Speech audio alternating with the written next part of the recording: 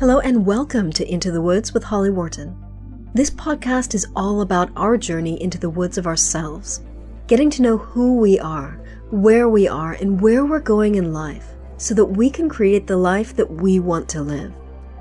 It's about deepening your connection with yourself, taking inspired action, and really trusting yourself and your intuition. It's also about mindset. Our beliefs are such an important part of this journey.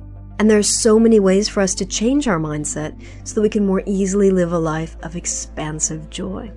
This podcast is also about going literally into the woods and spending time in nature, and how that can help us on our own personal journey of self-knowledge. Thank you so much for joining us today.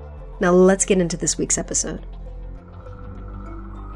Hello and welcome to the Into the Woods podcast, episode 376. This is your host, Holly Worton, and I'm back with another solo episode. Today, I'm going to talk about long-distance trails, walking long-distance trails, and how they give us the time and space to think and reflect. Just kind of me time. I find that walking is as much an inner journey as it is an outer journey. And this episode was inspired by a couple of people. I received an email from a listener with a suggestion to do this topic, and then I received another email from another listener asking me if I was going to be podcasting about my Ridgeway walk. And I realized I rarely do that. I'll go on a walk and I'll get back and I mention it.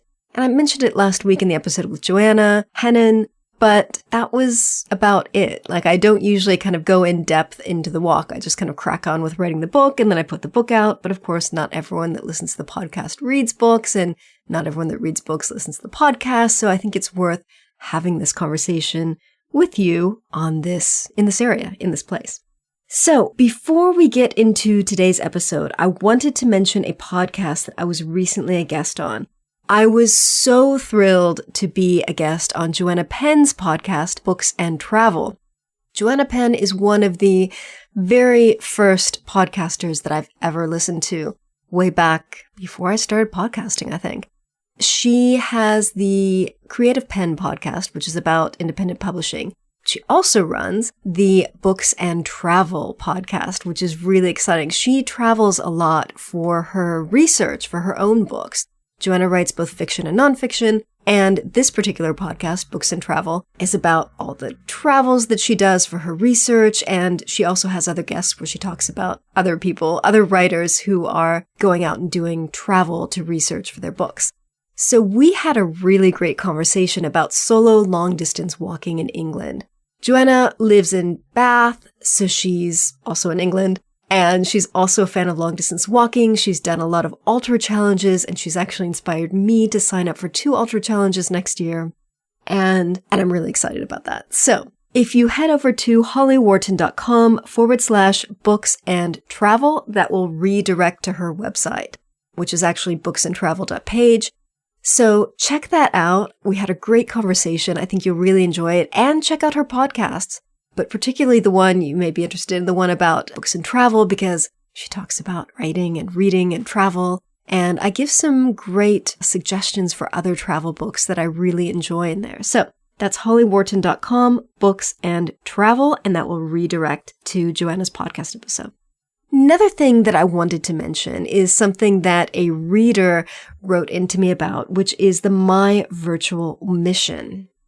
And this is something that I've been kind of checking out online, but I haven't really looked at doing for myself. But it's a great idea. So if you're not the kind of person, or if you're the kind of person who does not want to travel long distance, to do long distance trails, or to walk the Camino, or to have these adventures, you can do a virtual challenge in your own neighborhood.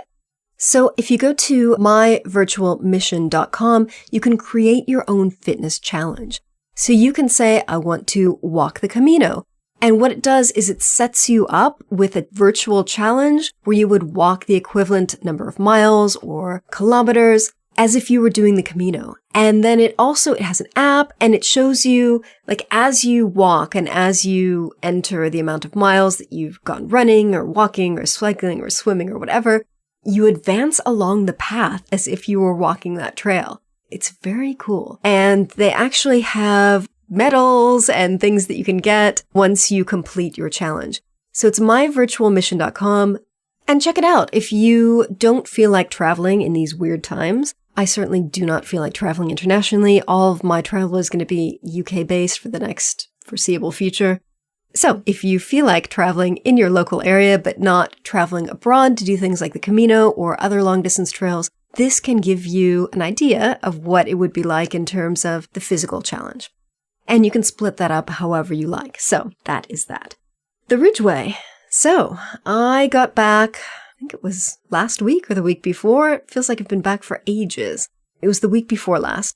I got back from the Ridgeway National Trail, which is an 87-mile trail stretching from near Avebury in the west to Ivinghoe Beacon in the east. It's kind of southwest to northeast. It's kind of diagonal looking on the map. And it was fantastic. I really, really enjoyed walking the Ridgeway again. I did it in one less day than I did it last time, which I liked. I walked it in the opposite direction this time, which I loved. And all around, it was just a great experience. I love walking these long distance trails, not just because of the physical challenge, but because of the time and space it gives me to reflect or not reflect. I mean, there are long stretches of the walk where I don't even know what I'm thinking about, or if I'm thinking about anything. It's just so relaxing from a mental perspective. And as I talked a couple weeks ago about digital detox and walking long distance trails, that was in episode 374. I wasn't on my phone a lot. I was just kind of using it for photographs and that kind of thing. And it just really gives me a break from my normal life. It's a complete disruption of routines. Instead of sitting at the computer and writing and doing marketing and social media and all that, I'm mostly out on the trail doing physical challenges. The physical challenge of walking every day and again and again and again. And just the peacefulness of being alone out on the trail.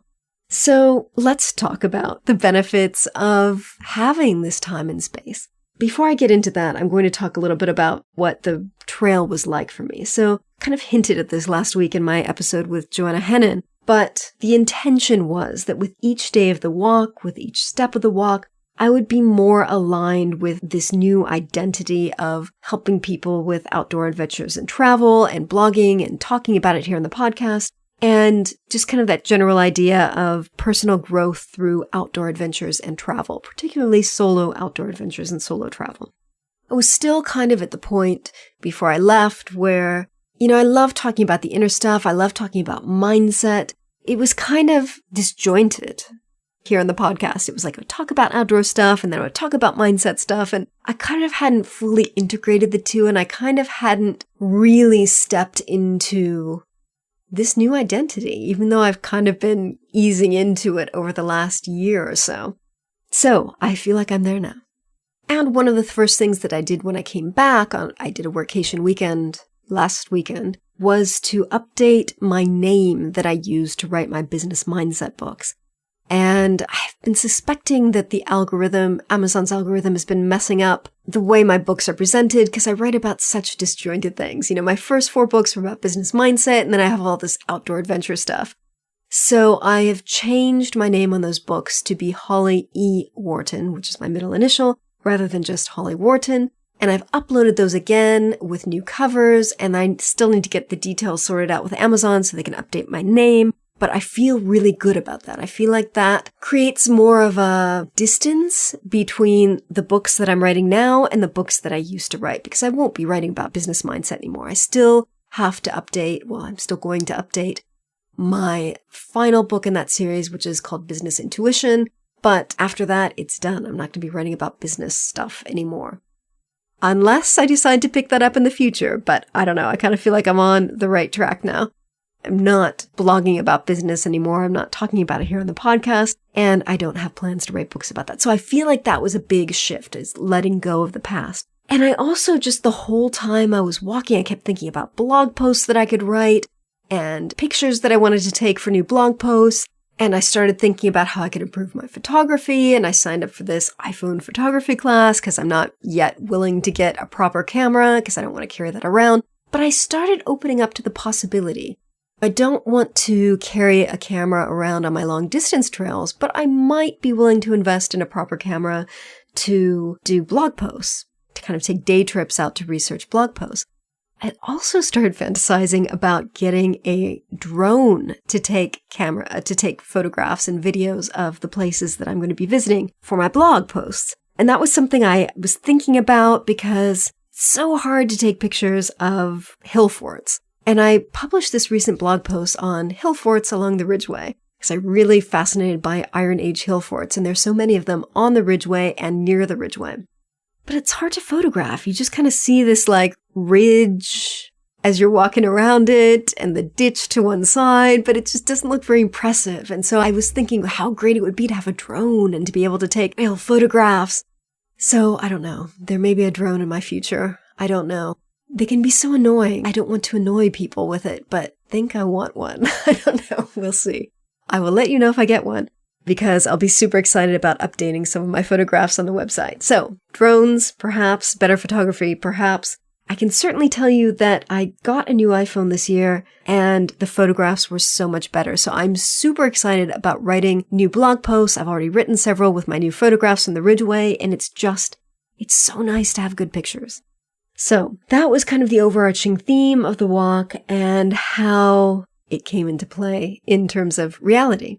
So as you may know, if you've read any of my books on walking, I usually draw oracle cards for each day of my walk.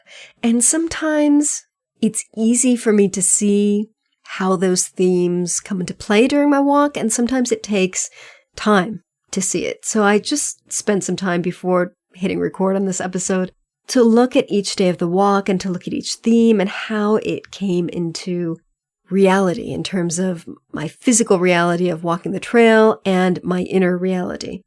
So the first day I walked from Ivanhoe Beacon to Wendover. And the theme for that day was, or the card that I chose was Wild Yam. And the theme was intuition, omens, and femininity. And this was a day where it was like this kind of fear was set into motion that played its way out over the next couple of days in my journey. I'm not normally paranoid when I walk, and I make a big deal about how important walking alone is on these trails. And sometimes I'll get fearful if I see a strange person, but it doesn't, I don't know, it like really brought stuff up for me on this walk. So the first day I was out walking with my phone in airplane mode, which I always would walk with my phone in airplane mode. And then just to save the battery. And then I disabled it at one point to share a picture to Instagram or something. I saw these texts from my husband saying, messages that are entering, what's going on, what's wrong, is your phone turned off, is everything okay? And I said, oh no, I always walk with my phone in airplane mode, you know that? And he said, okay, well, please don't from now on. So I didn't. I stopped walking with my phone in airplane mode. It's not really necessary because I always carry an extra power bank with me. I did not carry my solar panels on this trip, but I have in previous trips. But there was something about that like triggered this fear that kind of carried on into the next couple of days. So the next day of my walk was from Wendover to Watlington, and the card that I chose was, well, I pulled the card. I didn't like consciously choose it, but the card that I pulled was Multiflora Rose, which represents antagonism, conflict, and disharmony. So this was the day, and I talked about this a little bit last week with Joanna Hennon, where I was walking down the trail, crossed paths with this guy.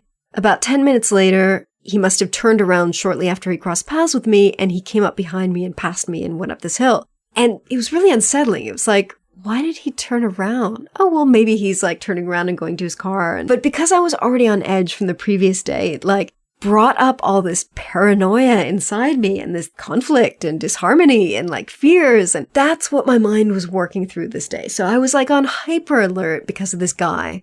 Then I didn't see him for hours on the trail. And then about a half an hour before I arrived at my destination that evening, I saw him again walking towards me. So he had apparently walked all the way down to somewhere, turned around and came back again. And it was like, what? What is this guy doing again? Like, is he just walking back and forth along the Ridgeway? And logically, he was probably just having a day walk out where he was walking back and forth along the Ridgeway. But this fear and this mind crap just kind of was like bubbling up to the surface, and I was getting really paranoid. And anyway, that was that. And that was the end of that day. And then the third day I walked from Watlington to Goring, and the card I pulled was Oak, which represents wisdom, masculinity, and strength. So this was the day where I was thinking, oh my God, that guy, he was back and forth on the trail. What if I see him again? What am I going to do? And so I had all this fear still, but I remembered this card. And so I was kind of using this as a mantra, as I often do with these card themes. And as I was walking along, I was going, wisdom, masculinity, strength, wisdom, masculinity, strength. And I was just kind of repeating that over and over and over to kind of calm myself. Like every time my mind would go to stupid places, I would go over this kind of mantra in my head. And I'd be like, it's okay.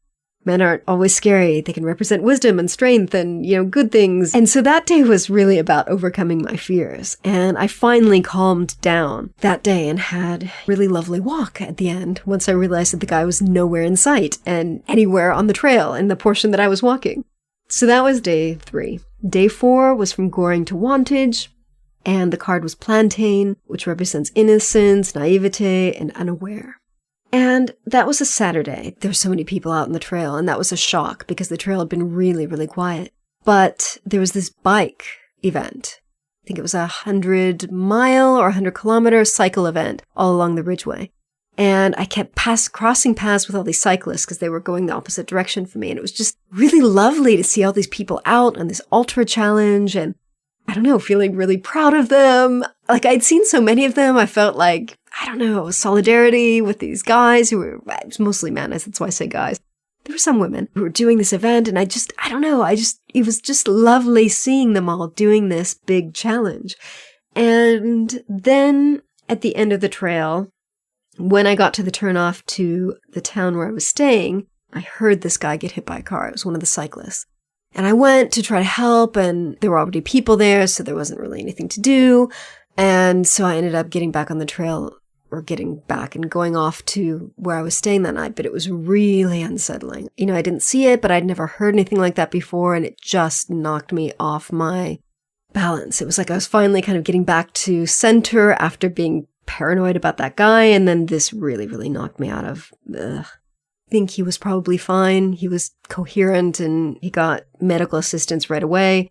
I could see the ambulances and the police coming up the road, which was kind of parallel to the trail that I was taking down into town. So I'm hoping he's fine. I'm pretty sure he's fine. But it was just a shitty end to a really lovely day on the trail. And so that was, I think, that kind of innocence of just walking the trail and being in my own little happy bubble and then kind of getting hit by real life. So that was that day.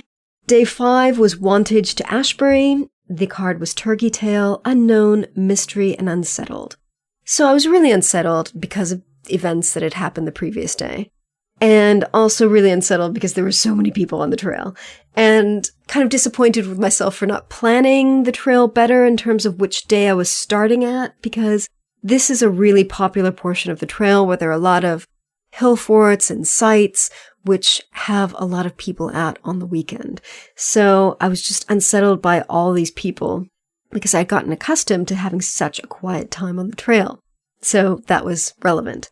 Day 6 was Ashbury to Ogborne St. George, and the card was Cannabis, which represents revelry, fun, and time off. Yeah, I don't know. I can't say this was a particularly fun day on the trail, but went to see Wayland's Smithy in the morning. I saw hill forts along the way. A lot of this portion of the trail I had walked a second time in March when I did my kind of 2-week camping and exploring trip. So it was just really nice to revisit, and I think I was kind of sinking back into the happiness and the joy of being alone on this trail. Day 7 was Ogborne St. George to East Kennet. The card was Catnip, Opposites, Separation, and Contrast. And I guess, I was nearing the end of the trail. I mean, it ended before I reached my accommodation in East Kennet. So it was kind of that separation of the trail. It was that sadness of the separation of this kind of beautiful liminal space where I had existed for the last 7 days. And it was just really lovely, but also really sad, as it always is when I get to the end of the trail. The final extra day was where I walked around Avebury. The theme was Stinging Nettle, Sacrifice, Reward, and Pain. The reward for me was just returning to Avebury, which is one of my favorite places. I reconnected with a bunch of trees from the book, chatted with them about the book, the old book, the new book. I collected some new stories for the new book, which is How to Talk to Trees. And just kind of the pain was just the sadness of finishing the trail and just being sad that it was over. So the overarching theme was knotweed, which represents defenses and resiliency and preparation.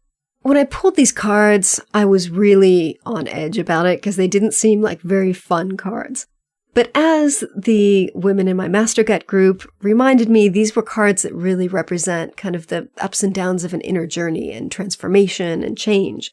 And defenses, resiliency, I think that represents all the kind of fear that I had that was bubbling up along the trail. And the resiliency was, my determination to carry on. There was actually one day, and I didn't mention this earlier, where I was super paranoid about that guy. And I actually thought, is it safe for me to carry on? Like, should I quit walking? Should I stop posting pictures about this on Instagram? Probably. I actually thought about pausing my journey, and I didn't. And I'm glad I didn't, because that would have just been kind of fear taking over my life. So defenses, resiliency, totally makes sense. Preparation.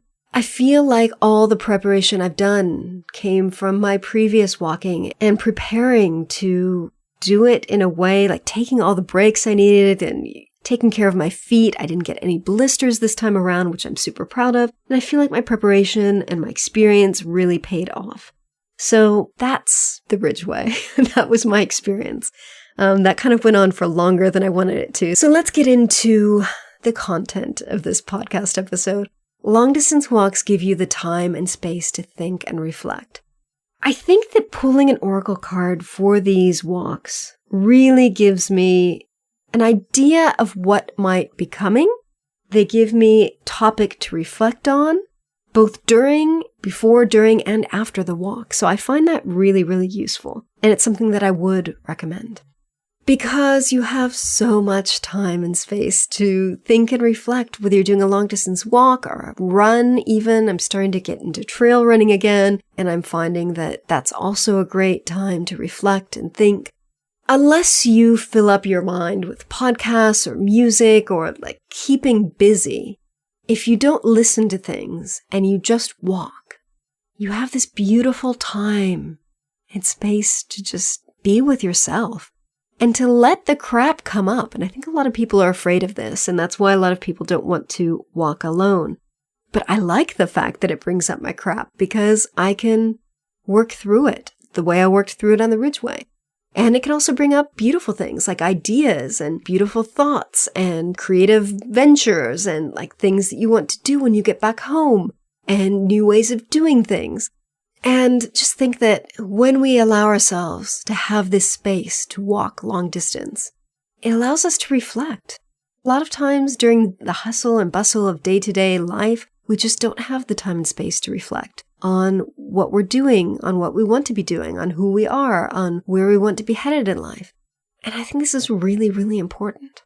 It gives us space to think about how we can improve our lives, how we can improve our projects, how we can improve our creative ventures. And to me, this only happens when I'm walking alone. When I walk with someone else, we're talking. I'm not focused on stuff, and I'm not giving myself that space to have stuff come to the surface. So I really think that walking alone can just be a massive difference for our own capacity and our ability to self-reflect and think about our lives and think about our mindsets and our well-being and personal and professional growth and just where we want to be going in life. So if you're not a solo walker, I would like to invite you. Start out with solo day trips. Expand to long-distance walks alone. Expand to camping trips alone. Getting out in nature alone, it's life-changing. It gives us that time and that space to be with ourselves, to get to know ourselves. And there's not much else I can say on the topic except go do it. Give it a try. Block off time in your calendar if you need to, but to do what it takes to get you outdoors, to get you alone with yourself. Because when you get out alone in nature, everything kind of slows down. Even if you're running, it's like I find my thoughts slow down. And give yourself that gift of the time and space that, a long distance trail or any time out in nature can give you. That is all for this week. Hope you found this interesting and useful. Please drop me a line, let me know what you thought of this week's episode, and please let me know what you would like me to talk about. Also, if there are any trails or places you would like me to visit for the podcast or for the blog, let me know. I'm always looking for new places to travel to, preferably within Britain, because I'm not traveling internationally anytime soon. Finally, I would love for you to join me on Patreon. If you head over to patreon.com/Holly Worton, you can join me there. Membership starts at just $1 a month, and you get exclusive access to stuff I don't share anywhere else, including a monthly Q&A, and you can also get access to all of my ebooks for free. It's patreon.com/Holly Worton. Thank you so much for listening, and remember to visit hollyworton.com/376 for the show notes on this episode. Thank you. Thanks so much for listening to Into the Woods with Holly Worton. You can find more information about today's episode, including links for topics that were discussed, at hollyworton.com. That's HOLLYWORTON.com.